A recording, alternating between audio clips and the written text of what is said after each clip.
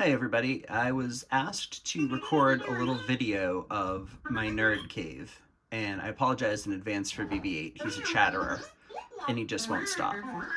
So starting off, this is one of my favorite things in my collection. This is my E11.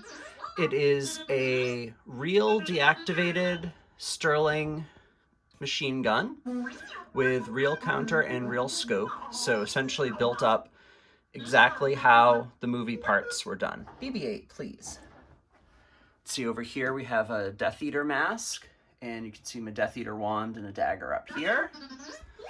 A couple of swords on the wall that I use with my Deathstroke costume, which you can see here battling Batman.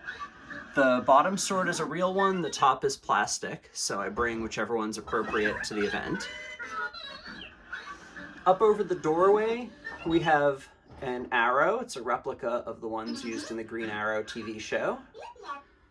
Down here we have my Jango Fett armor, which is a work in progress. I haven't finished the costume yet, but I'm nearly there. Up here, this is a little tribute to the TV show Arrow. This is the mask Wintergreen wears on Lian Yu, and a pair of the swords that are used by Slade and Wintergreen in the show. The swords are real. We have the Teen Titans comic where Deathstroke made his first appearance, signed by George Perez, and some Deathstroke art from a convention. Over here, I have to take a step back. This is K2SO.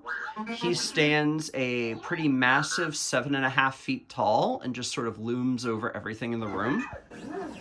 Down by his feet, we have a collection of smaller droids. We've got our Pit droid. We've got ID-10 from Battlefront, and some toys from various things in Star Wars. Some BB-8s, some BB-9s, Death Star plans, big AT-AT or AT-AT, depending on how you like to call them.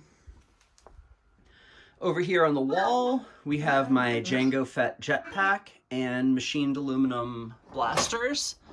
And these do light up when you pull the trigger, which is pretty neat. Up here is my original gaffy stick for my Tusken Raider.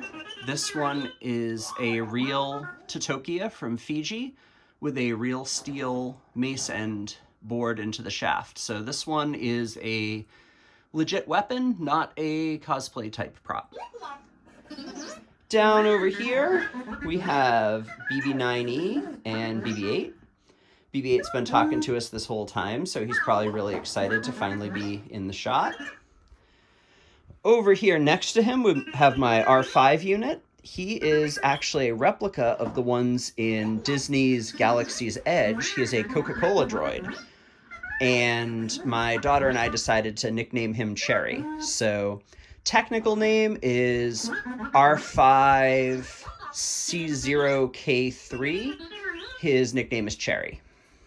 On the floor next to him is an astromech that I built at Galaxy's Edge, which will be repainted to match him at some point. On the floor here, without any legs, is my latest big build project. That's IG-11. And he will be not quite as tall as K2SO, but he's still a big boy. I'll move on to the cases at the end, but let's just keep going on the walls. So up here, we have my Captain America shield. It's aluminum, it's huge. I wore the Cap costume one time to get a photo with Haley Atwell. And the shield was signed by Haley Atwell and Alan Bellman, who is one of the original Captain America artists from his origin. Around that, you see a variety of other Tusken Raider gaffy sticks. These ones are 3D printed replicas, and they each represent different iterations of my model design. Tucked in the corner over here, we have a little retro gaming station with a Nintendo. Up on the wall here is some Mandalorian art that I purchased from Kevin Lyle at a convention many years ago. He had it at the con, and the oil paint was still wet when I bought it, so he brought it home very carefully. Over here, we've got Freddy Krueger's claw and Jason Voorhees' mask from Freddy vs. Jason. And swaying in the breeze here is an IG-88 head or a bar tap at the Mos Eisley Cantina, depending on how you want to look at it. This one is rigged up with Christmas lights inside, but I haven't plugged it in yet. Hiding in the back Jason's machete. This is the real one. This one's an actual sharp steel machete. Usually when I wear the costume to a convention, I bring a plastic one. Calendar here is from the 1st Imperial Stormtrooper detachment a few years back. I was the poster boy for October with my zombie Stormtrooper. Other assorted bits of artwork all along the walls. Now let's look at the top of the cases. So across the top here, we have an assortment of helmets, masks, and other Star Wars and other genre collectibles.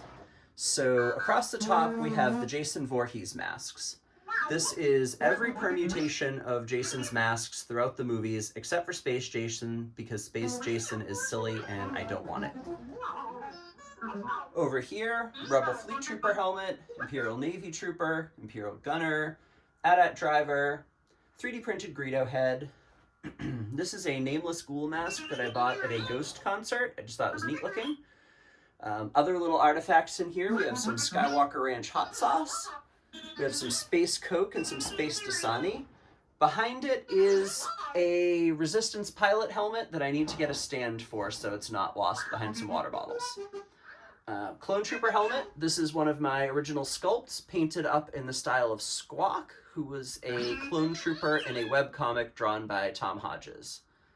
Some Space Sprite, Captain America helmet, Judge Dredd, and this one here is the version 1 of my animated Clone Trooper helmet, the original sculpt that I first did when the show first came out.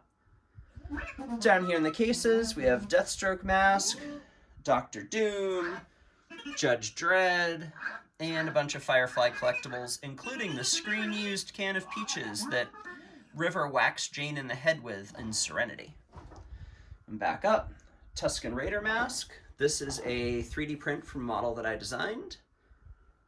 Crossbones, Jason, and Michael Myers. Up here, we have a Star Wars comic book. This is the first comic appearance of Boba Fett, and a bunch of Dejarik pieces. Some are 3D printed, and some are the ones for sale at Galaxy's Edge. We have my Sand Trooper helmet. Helmet is by ATA. And then we've got a 501st Legion Trooper of the Month award and a 501st Legion Stormtrooper action figure.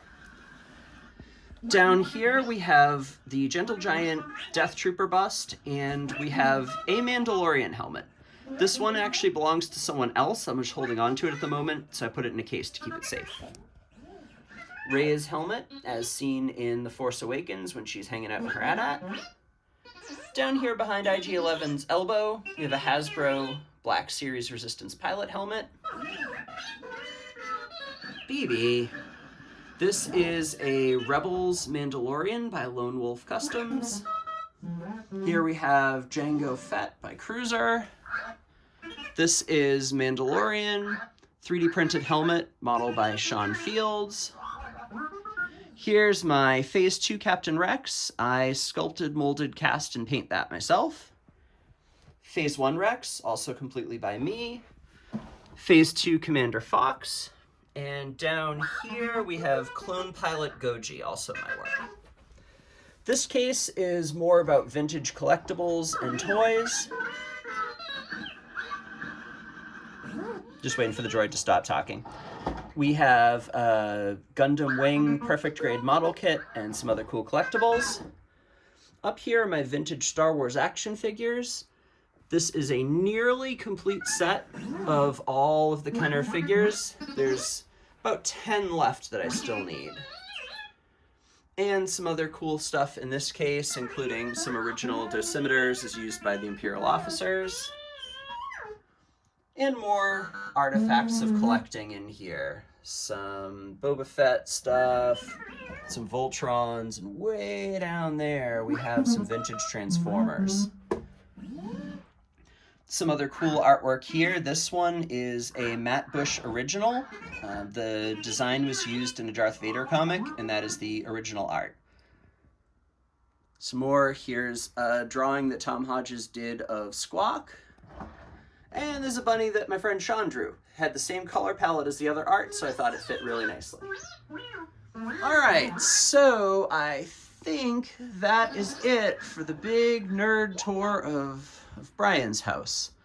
So hopefully this wasn't too boring for you, and I'll post something else later, because what else do I have to do?